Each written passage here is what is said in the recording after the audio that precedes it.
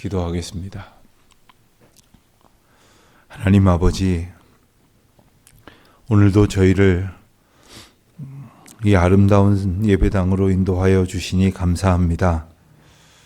다시금 생각할수록 하나님께서 저희들에게 허락하신 이 새로운 예배당 공간의 은혜가 얼마나 크고 귀한지 찬송과 영광과 감사를 오직 주님 앞에 올려드리기를 원합니다. 저희가 이 예배당이 주님의 집이요, 또 하나님께서 저희들 만나 주시기 위하여 또 만백성이 기도하도록 부르시는 귀한 공간임을 저희들이 잘 깨달아 이 예배당을 오직 주님을 기뻐하신 주님이 기뻐하실 만한 곳으로, 또한 저희들이 온전히 주님을 기뻐하는 공간으로 늘 주님 앞에 드리기를 힘쓰는 저희가 되게 하여 주시기를 간절히 기도드립니다. 무엇보다도 바르게 예배하며 하나님이 영광 받으실 찬송을 올려드리며 말씀이 바르고 권세 있게 선포되며 그 말씀을 듣는 자들이 주님의 마음을 깨닫는 귀한 역사가 풍성히 있게 하여 주시옵소서. 이 아침에도 저희들이 주님의 말씀을 대하며 또 주님 앞에 묵상하며 기도하는 가운데에 그저 저희들의 욕망을 늘어놓고 가는 것이 아니라 하나님의 마음을 깨닫는 은혜가 있게 하여 주시옵소서. 하나님, 저희들의 생각과 마음이 저희들의 삶을 오히려 어그러뜨릴 때가 참 많이 있습니다. 망치고 오히려 다른 사람들까지 망치고 괴롭히는 일들을 행하기도 합니다. 주님, 저희들을 불쌍히 여겨 주셔서 오직 주님의 마음으로 풍성한 이 하루를 살게 하여 주시옵소서. 새 예배당에서 예배를 드린 지 어느덧 며칠이 지나고 이제 내일 모레면 두 번째 주일을 맞습니다. 아직까지 여러 곳 이제 정비해야 할 곳들이 많이 있고 부족한 점이 많으나 하나님께서 저희들을 통하여 그 부족함을 메워가도록 인도하여 주시온즉 온 교회 성도들이 힘을 모아서 깨끗하고 아름답게 지어주신 이 예배당을 온전히 주님 앞에 바치는 일들이 계속되게 하여 주시옵소서.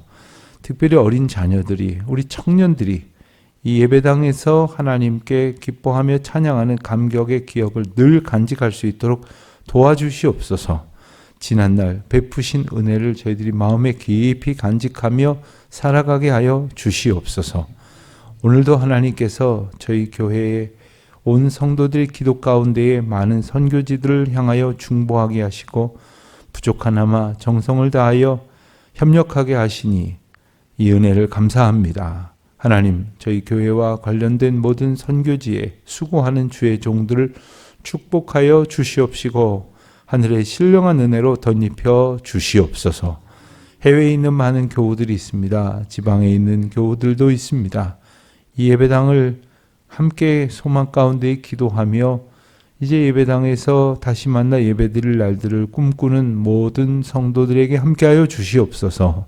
특별히 연로하신 어르신들, 병약한 성도님들, 그 마음의 위로와 평강을 덧입혀 주시고 이제 날씨도 많이 풀리고 따뜻해져 올 때에 온몸과 마음의 강건함도 주님께서 허락하여 주셔서 기쁘고 즐거운 마음으로 주님 앞에 예배드리기 위하여 모일 수 있는 저희들 되게 하여 주시옵소서.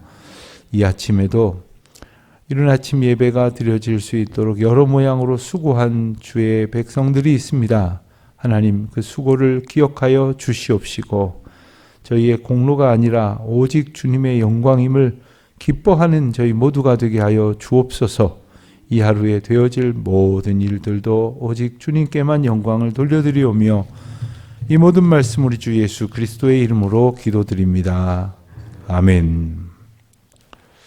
마태복음 18장 말씀을 보겠습니다. 마태복음 18장 1절로 9절까지 말씀 우리 함께 한 목소리로 봉독하겠습니다. 18장 1절로 9절까지 말씀을 봉독합니다. 그때에 제자들이 예수께 나와 이르되 천국에서는 누가 크니까?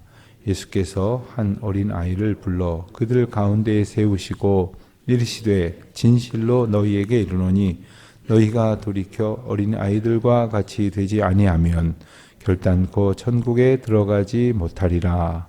그러므로 누구든지 이 어린 아이와 같이 자기를 낮추는 사람이 천국에서 큰 자니라. 또 누구든지 내 이름으로 이런 어린아이 하나를 영접하면 곧 나를 영접함이니 누구든지 나를 믿는 이 작은 자 중 하나를 실족하게 하면 차라리 연자 맷돌이 그 목에 달려서 깊은 바다에 빠뜨려지는 것이 나으니라. 실족하게 하는 일들이 있음으로 말미암아 세상에 화가 있도다. 실족하게 하는 일이 없을 수는 없으나 실족하게 하는 그 사람에게는 화가 있도다. 만일 내 손이나 내 발이 너를 범죄하게 하거든 찍어 내버리라. 장애인이나 다리 저는 자로 영생에 들어가는 것이 두 손과 두 발을 가지고 영원한 불에 던져지는 것보다 나으니라. 만일 내 눈이 너를 범죄하게 하거든 빼어 내어버리라. 한 눈으로 영생에 들어가는 것이 두 눈을 가지고 지옥불에 던져지는 것보다 나으니라. 아멘. 오늘 본문 또한 아주 유명한 말씀이죠. 어린이 주일 같은 때에 종종 설교 본문으로 택하여지기도 하고 또 겸손을 강조하는 그런 메시지에 어울린다고 생각하는 그런 말씀이기도 합니다만 오늘은 특별히 왜 이 메시지가 특별히 이 부분에서 등장을 하고 있는지를 좀 생각해 볼 필요가 있겠습니다. 예수님께서 어린아이와 같이 되지 않고는 천국에 들어가지 못한다 하시는 말씀을 하신 이유는 1절에 나오는 것처럼 제자들이 예수님께 질문을 했기 때문입니다. 천국에서는 누가 크니까 이렇게 질문을 했는데 그러면 조금 더 생각을 해볼 때에 왜 제자들이 갑자기 이런 질문을 했을까? 1절 첫 단어인 그때에 라는 말이 힌트가 될 것 같습니다. 그때에. 그러니까 그때는 언제입니까? 우리가 어제 본문을 생각을 해보면 17장에 나오는 본문의 내용은 바로 성전세를 내는 일이었습니다. 그리고 그 전 본문은 예수님께서 세 제자만 데리시고 이제 변화산에 올라가셨다가 내려오신 이후에 이제 귀신 들린 어린아이 하나를 고쳐주시는 사건이 있었죠. 이 두 사건 이전까지 또한 확대해서 보지 않더라도 이 두 가지 사건을 보면 제자들이 갖는 특별한 생각이 있을 수 있다는 사실을 좀 짐작하게 됩니다. 그 한 가지는 뭐냐 하면 다른 제자들이 생각할 때에 왜 저 세 사람만 데리고 예수님께서 자꾸 따로 가시는가 하는 생각을 했을 것입니다. 본문의 이야기 말고도 예수님께서 세 제자만 데리시고 간 예가 몇 번 더 있었죠. 그 본문의 내용들을 생각을 해보면서 다른 제자들이 아무렇지도 않게 생각을 했을 것만 같지는 않습니다. 그런데 성전세에 대한 문제제기가 나왔을 때 물고기 입에서 한 세겔짜리 동전을 가져다가 베드로와 예수님의 것만 성전세를 내라고 하셨을 때에 어떤 주석학자들은 이미 다른 제자들은 냈을 수도 있고 또 이 가버나움이라고 하는 그 세법의 관할상 모든 제자가 이곳에다가 세금을 내야 되는 것이 아니라 자기의 출생지나 혹은 자기의 거주지를 중심으로 해서 세금을 내야 되기도 한다면 이건 가정입니다. 그렇다면 모두 해당되지 않기 때문에 우선 예수님께서 질문을 한 베드로의 것과 당신의 것만 냈다 이렇게 볼 수도 있겠습니다. 아무튼 어찌하든 간에 베드로만 챙겨주시는 것 같은 예수님의 모습에 대해서 제자들이 한편으로는 불편한 마음을 가졌을 수도 있다는 생각을 해보게 됩니다. 왜 베드로만 마치 이제 다른 제자들과는 다른 아주 차원이 다른 제자처럼 그렇게 여겨지고 있는가에 대해서 시기하고 질투하는 마음이 있었을 것 같습니다. 제자들이 그런 질문을 한 것에는 바로 그러한 생각 과 무관하지 않을 것이라는 그런 약간은 이제 근거가 있는 그러한 의문을 갖게 되는 거죠. 왜냐하면 이 질문이 예수님께서 보시기에 참으로 초점을 잘 맞추지 못하고 있는 질문이었기에 이렇듯 대답을 해 주시면서 엄중히 경고를 하셨습니다. 엄중히 경고를 하시는 메시지를 보면 어린아이와 같은, 이제 살펴보겠습니다마는 예수님께서 어린아이를 칭찬하시면서 제시하시는 어린아이와 같은 품성을 갖지는 못할 망정, 지금 누가 높으냐, 누가 크냐, 이런 물음을 하고 있다는 거죠. 게다가 제자들의 질문을 보면 천국에서는 누가 크니까, 그냥 누가 크니까, 우리 중에 누가 크니까 이렇게 말한 게 아니라 천국에서는 누가 크니까, 즉 예수님께서 계속해서 말씀하시는 천국 비유를 쭉 우리가 들어왔지 않습니까? 그러니까 하나님의 나라에 대해서 예수님 말씀하시는데 그 하나님의 나라는 도대체 누가 큰 겁니까? 누가 큰 거길래 왜 저 제자만 높이시는 겁니까? 누가 큰 것이길래 왜 누구누구만 따로 이렇게 특별한 예수님의 어떤 그 사역에 동행하게 되는 겁니까? 하는 그런 질문을 하게 되는 거죠. 이것은 아마 우리에게도 있을 법한 그런 질문일 것입니다. 제자들 가운데에서는 나름대로 이제 서열 다툼을 하고 있었습니다.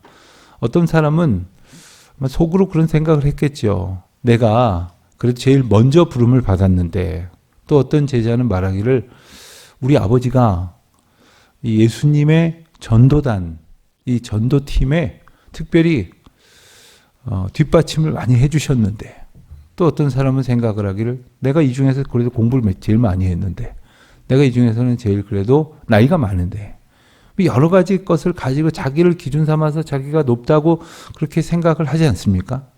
교회도 보니까, 목회하면서 제가 보니까 내가 오래됐는데, 내가 먼저 직분을 맡았는데, 내가 훨씬 봉사를 많이 하는데, 우리 집이 제일 많이 나오는데, 하다 여러 가지 이유를 들어서 이제 우리가 드러내놓고 하는 일들은 적지만 이제 내가 높다고 하는 생각을 은근히 이제 가질 때가 있는 거죠. 그런데 천국이라고 말씀하시는 것은 제자들이 천국이라고 단정을 지어서 질문을 했지만 예수님께서는 3절에서 말씀하시기를 어린아이와 같이 되지 아니하면 천국에 결단코 들어가지 못한다라는 답변을 먼저 주십니다. 그러니까 누가 큽니까? 그랬는데 천국에 들어가지도 못할 만큼 이 중요한 문제다라고 말씀을 하세요. 그건 뭡니까? 어린아이와 같아져야 된다는 겁니다. 어린아이와 같아져야 된다. 그러면서 어린아이의 특성을 조금 더 설명해 주시기를 4절에서 어린아이와 같이 자신을 낮추는 사람이라고 언급을 하십니다. 그런데 우리가 언뜻 생각을 할 때 어린아이가 천국에서 가장 큰 사람이 되기 위해서 의도적으로 자신을 낮추는 것일까요? 그렇게 볼 수는 없을 겁니다. 만약에 그 정도까지 계산을 한다면 이게 애가 아니죠. 보통 아이가 아이 같지 않다 그러면 뭐라 그럽니까? 애어른이다. 뭐 이런 소리 하는데 아이들은 그런 생각을 하지 못하죠. 내가 이렇게 하면 사람들이 나를 더 큰 사람으로 높여주겠지. 그래서 의도적으로 자신을 낮추었다는 그런 뜻이 아닙니다. 예수님께서 어린아이들과 같이 자신을 낮춘다는 의미는 어린아이의 그 존재적 특성을 말씀하시는 것입니다. 우선 어린아이는 전적으로 의존적입니다. 보통 의존적이라는 말이 긍정적이라기보다는 어떤 자아의 주체성이 부족한 것처럼 그렇게 느껴지지만 전적으로 의존한다고 하는 것은 그 내면에 자기가 할 수 있는 것이 없다. 자기는 연약하다. 자기는 아무 힘이 없다는 것을 본능적으로 인정하는 겁니다. 본능적으로 나는 할 수 없다는 생각을 가지고 있기에 부모 손에 이끌려 부모가 안고 어디를 가면 평안하게 따라가는 거죠. 교회에서도 어린아이들을 이렇게 보면 이제 좀 낯이 있고 내가 누군지를 아는 그러한 관계 속에서는 다가갑니다. 어린이가 앞에 있는 사람이 우리 교회 목사님이든지 장로님이든지 권사님이든지 자기 예뻐하는 줄 알면 손 벌리고 있으면 옵니다. 그렇지 않습니까? 만약에 여러분들 손 벌렸는데 애기들이 안 오면 이뻐하는 줄 모르는 줄 아시고 훨씬 더 예뻐하시면 됩니다. 아이들이 이렇게 오는데 폭삭 이렇게 안겨서 가만히 있는 거 보면 얼마나 예쁩니까? 전적인 의존성이 있기 때문에 그렇습니다. 또 한 가지를 든다면 어떤 가식이 없는 그 솔직함이 어린아이들의 특성이라고 말할 수 있습니다. 가끔 그러죠. 지난주에 한 가정이 결석을 했어요. 그래서 부모님께 어디 무슨 일이 있었습니까? 그랬더니 집안 어르신이 편찮으셔서요. 급히 친척 집에 가게 됐습니다. 했는데 아기한테 물어보니까 스키장 갔어요. 이러고서 이제 말한단 말이에요. 아이들은 뭐 그런 거 계산을 할 줄 모르죠. 아마 그렇게 어디 갔다고 해라 라고 말을 했어도 이 가식 없는 솔직함이 어린아이들의 어떤 특성일 거예요. 근데 또 한 가지 중요한 건 뭐냐면 은혜에 대한 수용성이다라고 말할 수 있을 것 같습니다. 예컨대 어른들은요, 누가 뭘 이렇게 호의를 베풀면 받을까 말까를 기가 막히게 자동적으로 계산을 합니다. 그래서 내가 이게 받는 게 유익할까, 안 받는 게 유익할까. 받아서 괜히 나중에 뭔가를 또 내가 부담을 지어야 된다면 안 받는 이만 못하다.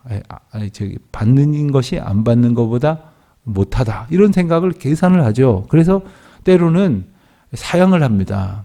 그래서 상대방의 마음을 좀 불편하게 할지언정 내 마음을 더 중요하게 계산을 하지 않습니까? 이것이 바로 어떤 수용성적인 측면에서 볼 때 자기 입장을 더 먼저 생각을 하는 거죠. 근데 어린아이들은 그렇지 않습니다. 은혜, 자신에게 주어진 귀한 것이라고 생각을 하면 기쁜 마음으로 받습니다. 감사함으로 받는다는 말입니다. 이 어린아이와 같은 그런 특성을 갖추었다고 하는 것, 그 본질적인 그런 태도를 갖췄다고 하는 것이 천국에 들어가기 위해서 꼭 필요한, 그리고 천국에서 큰 자가 되는 너무나도 귀한 은혜의 조건이라는 말씀을 하셨습니다. 또 한 가지를 말씀을 하시기를 5절에 보면 누구든지 내 이름으로 이런 어린아이 하나를 영접하면 곧 나를 영접합니다. 사실 이것은 어린아이와 같아지지 않으면 천국에 들어갈 수 없다는 말씀과는 조금 결이 다른 말씀입니다.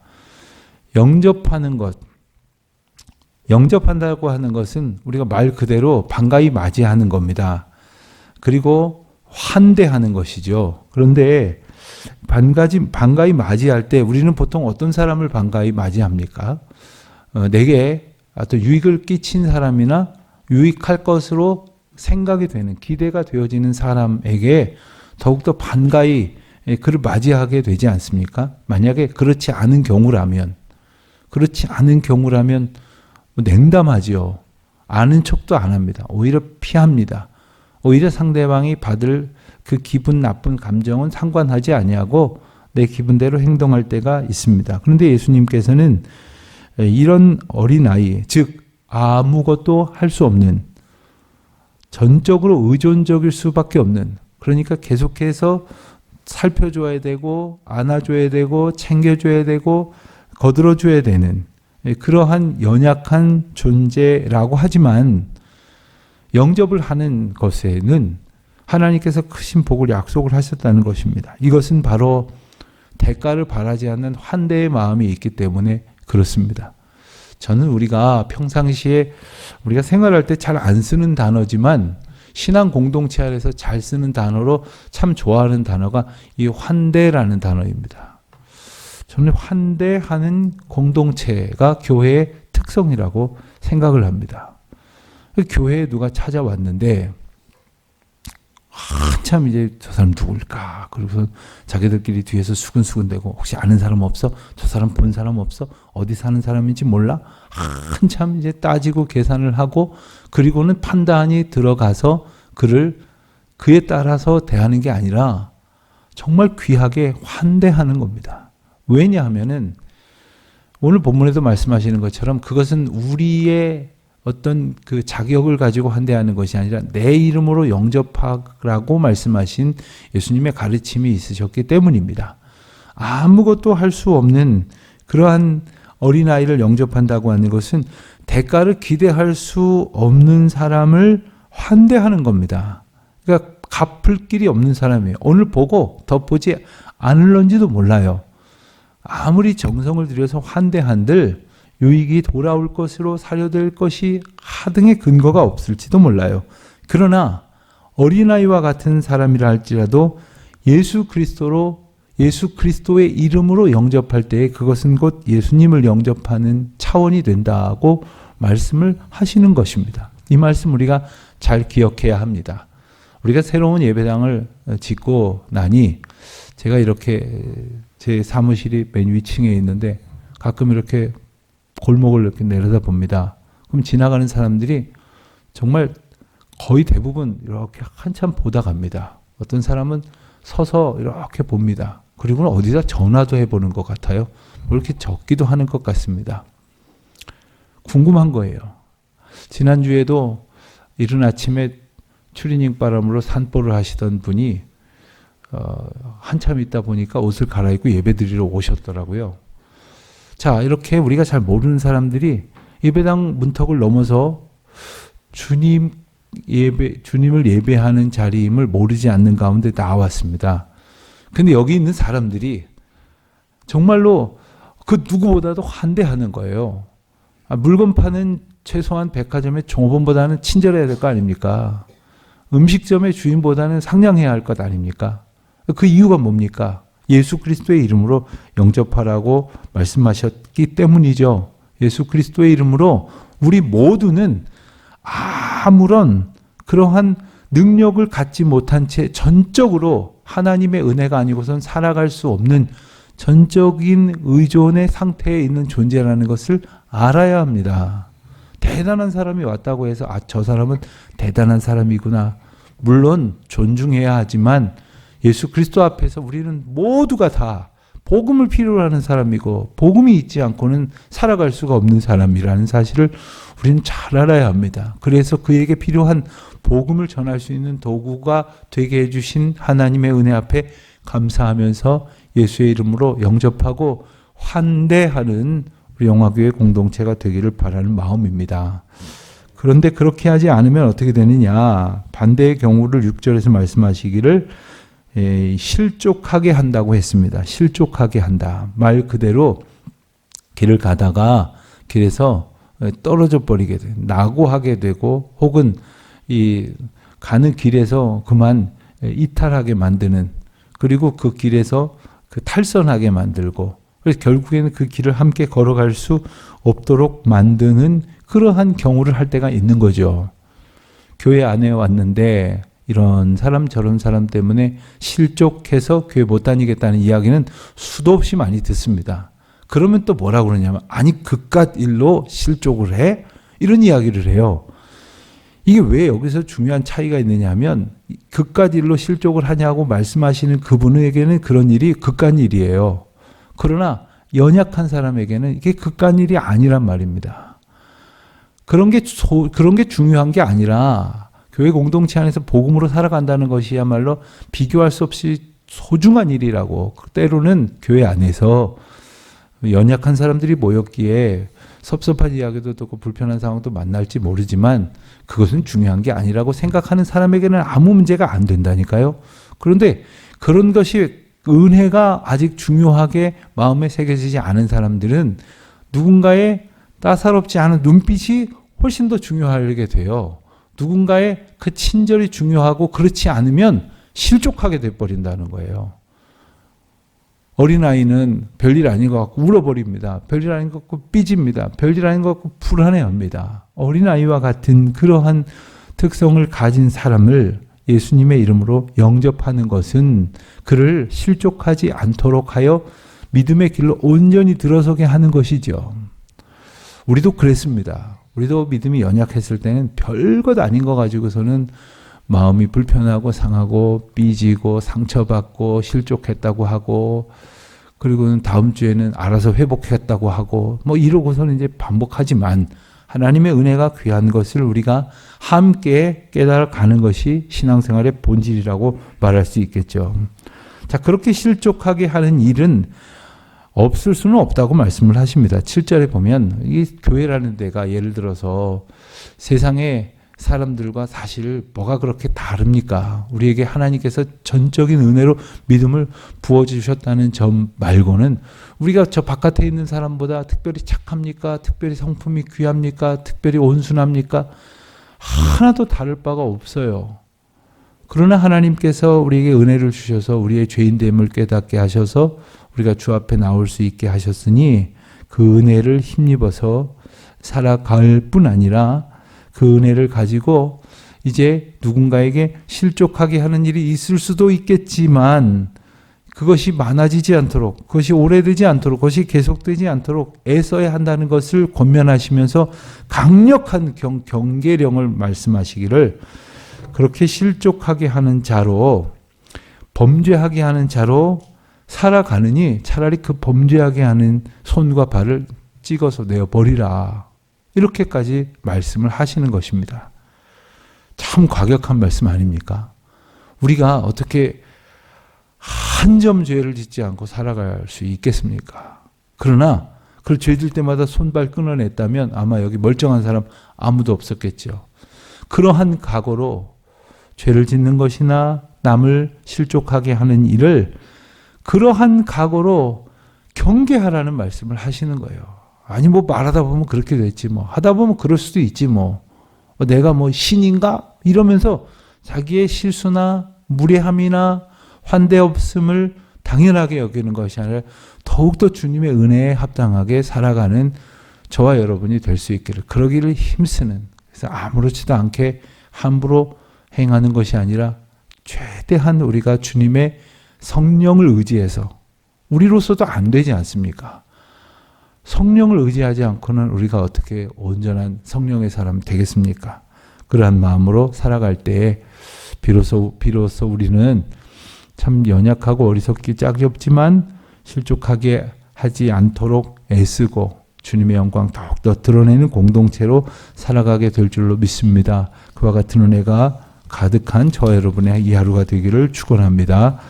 하나님 아버지 감사합니다. 오늘도 저희들을 영접하여 주신 주님의 은혜를 먼저 생각합니다. 도무지 죄로 가득한 연약하고 어리석기 짝이 없는 저희들을 주님께서 영접하신 것처럼 저희도 주님의 이름으로 많은 사람들을 기꺼이 환대하고 주의 사랑으로 영접하며 더 이상 실족치 않도록 유의하는 가운데에 주님의 증인된 삶을 온전히 살아갈 수 있도록 오늘도 저희들을 지켜 보호하여 주장하여 주옵소서. 예수님의 이름으로 기도드립니다. 아멘. 하늘에 계신 우리 아버지, 아버지의 이름을 거룩하게 하시며 아버지의 나라가 오게 하시며 아버지의 뜻이 하늘에서와 같이 땅에서도 이루어지게 하소서. 오늘 우리에게 일용할 양식을 주시고 우리가 우리에게 잘못한 사람을 용서하여 준 것 같이 우리 죄를 용서하여 주시고 우리를 시험에 빠지지 않게 하시고 악에서 구하소서. 나라와 권능과 영광이 영원히 아버지의 것입니다. 아멘.